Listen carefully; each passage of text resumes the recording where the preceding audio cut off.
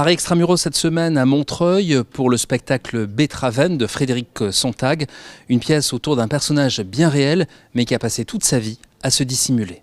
Chevalier d'industrie, marin sur le Pacifique, muletier, cueilleur d'oranges. Quel point commun entre Trotsky, un groupe de squatteurs parisiens dans les années 90, ou bien encore les scénaristes américains pourchassés sous le macartisme?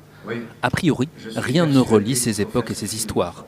Et pourtant, il existe bien un fil conducteur, un personnage aussi mystérieux qu'énigmatique, Beethoven. Un écrivain anarchiste d'origine allemande qui a vécu 1000 vies et passé son temps à se dissimuler sous de multiples identités. Tout le projet de la pièce était d'enquêter, de savoir pourquoi. Pourquoi un homme a passé sa vie à multiplier les identités, à lutter pour préserver son anonymat. Quelles sont les raisons à la fois politiques, artistiques et intimes qui a poussé cet homme à faire ça? Il a écrit entre 1925 et 1940 des romans populaires au contenu anarchiste qui se sont vendus à des millions d'exemplaires à travers le monde. L'adaptation au cinéma de son roman Le Trésor de la Sierra Madre est devenue un classique après avoir triomphé aux Oscars. Albert Einstein, à qui l'on demandait quel livre il emporterait sur une île déserte, avait répondu n'importe lequel, pourvu qu'il soit de Traven. Et ce qui est passionnant avec ce personnage-là, c'est qu'il y a de multiples pistes, c'est une sorte de labyrinthe qui se compose.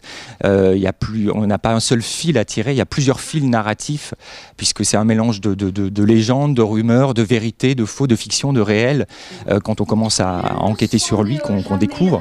Et je l'ai un peu retranscrit au plateau, c'est pour ça que j'ai multiplié les histoires. La pièce raconte plusieurs histoires qui se déroulent entre 1914 et 2009. Et on suit comme ça le parcours de différents individus à travers le siècle, entre les États-Unis, la France, le Mexique. Et tous ces destins, ces différentes histoires vont se croiser. Le point de convergence, c'est ce fameux Beethoven, c'est ce fameux écrivain mystérieux dont on va découvrir petit à petit le visage.